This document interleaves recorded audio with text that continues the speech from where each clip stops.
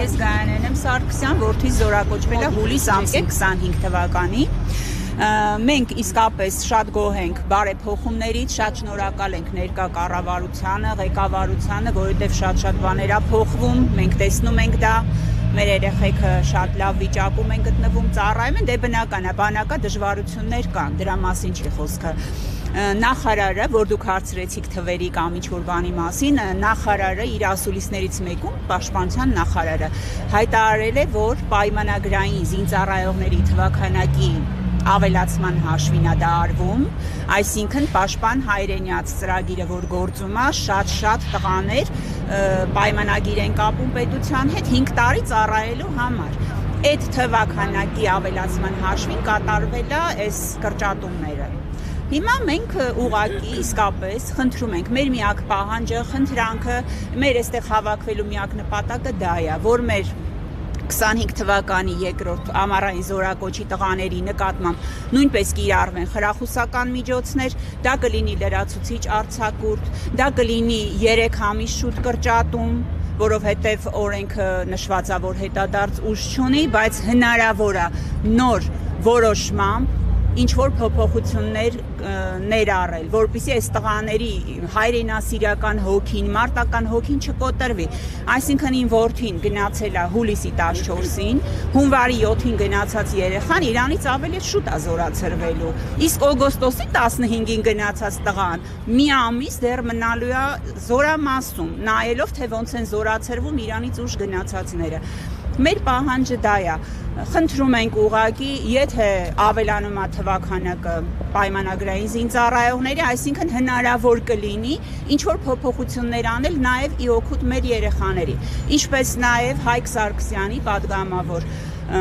նախագծի հիման վրա ընդունվել է որոշում, որ արտասահմանից կարող են տղաները վերադառնալ, ովքեր գտնվում էին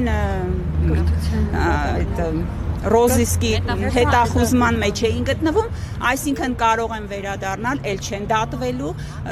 ունեն ընտրություն կամ վճարել, կամ գնալ ծառայելու։ Կարծում ենք, որ նաև կլինեն տղաներ, ովքեր կգնան ծառայելու, որոնց թվաքանակի ավելացումն էլ արդեն կնպաստի, որպեսզի մեր երեխաների համար ինչ-որ դրական փոփոխություն լինի։ Բայց եթե չծառայելու նպատակով հեռացել են, ըստ հեռացել են, բայց հիմա պետությունը իրանց տալիս է հնարավորություն, որ դուք չեք դատվելու, դուք գալիս եք, կարող եք գնալ ծառայելու։ Այն ժամանակ իրանք չունեին այդ այլընտրանքը, իրանք գիտեին հենց կմտնեն Հայաստան, իրանք կդատվեն։ Հիմա փառք Աստծուն, այդ խնդիրը վերացել է։ Հետևյալն է, եթե ժամանակին հեռացել են, որովհետև չեն ցանկացել։ Հասկանալի է, շատերը այլընտրանքը կան, գումարը կվճարեն եւ կշարունակեն ծառայել, դա է հարցը։ Միգուցե չվճարեն, գնան ծառայելու, լավ։ Բայց մենք ունենք պաշտպան հայրենյաց ծրագիրը,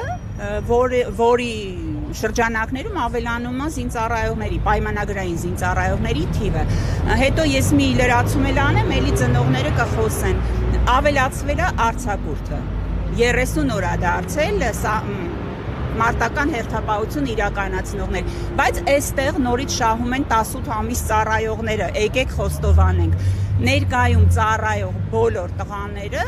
24 ամիս ծառայում են, օգտվում են 30 օր արձակուրդից, նրանք ծառայում են 18 ամիս եւ կրկին օգտվում են 30 օր արձակուրդից, այսինքն շահում են 18 ամիս ծառայողները։ Մեր պահանջը հետեւյալն է, ես ուղղակի կարողացա ներկայացնեմ, խնդրում եմ, եթե էլի ծնողները կլինեն իրենց կարգին։ Այո, մենք դիմել ենք բազմիցս անգամներ, արձագանքները հիմնականում մերժողական են, կոնկրետ ինձ դեռ չեն պատասխանել ու դեռ մի քանի ծնողների չեն պատասխանել, իմ նամակը արդեն մարտի 2-ից գտնվում է պաշտպանության նախարարությունում, մենք դիմել ենք մեր հանրապետության վարչապետի աշխատակազմին, պաշտպանության նախարարություն, մարդու իրավունքի պաշտպանին, դիմել ենք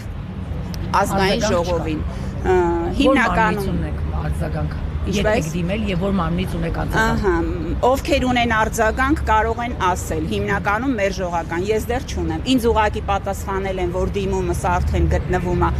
վարչապետի աշխատակազմին հասցեագրված դիմումը գտնվում է պաշտպանության նախարարությունում, արդյունքների մասին կտեղեկացնեն, դեռևս չունեմ ոչ մի պատասխան։